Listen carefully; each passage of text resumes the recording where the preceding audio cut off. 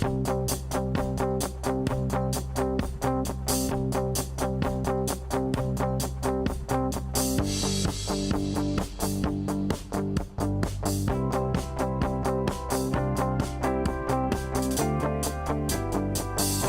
think it sometimes depends on your audience, right, and what your product is, right? I mean, if you are a hardcore B2B product and you're not freemium, then you may not need a community manager very early on.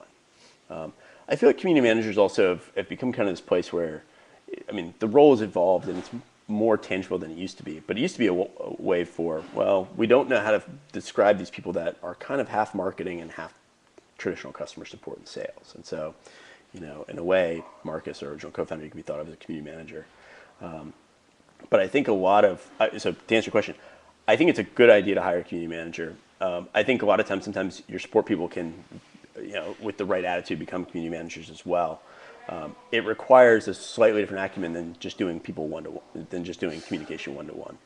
And I think if it works, it can be a huge boon. I think it's tough sometimes for companies to quantify what their community managers are doing, right? So you're engaging lots of people on Twitter and you're having events and so on and so forth. I think even at times for us, we've had tough time. It's like, because I think it bleeds into marketing. It's hard sometimes to put a number behind everything that feels important. So I don't have great numbers, but until we started doing things, like we've started running a conference and doing events, and now we're actually doing, I think, some of our best community building we've ever done. But until you get to that, I feel like a lot of the community management stuff sometimes ends up being just answer tweets and do this and do that, which I don't know if that's community management.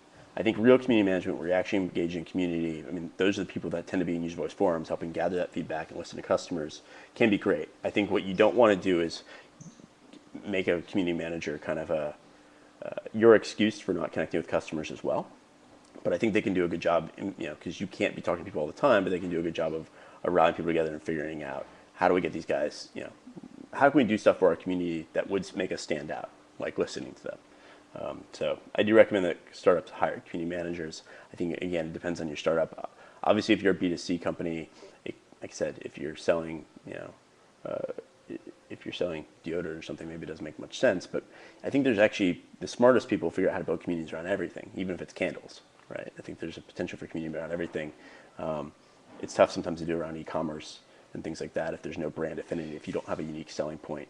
So if you don't have I'm kind of talking out loud, if you don't have a unique differentiated selling point, then it can be hard to hire a community manager, because you may not be doing something different enough that engenders a community to be built around it. In which case you need to find a community that's just kind of orthogonal. So like, for example, user voice.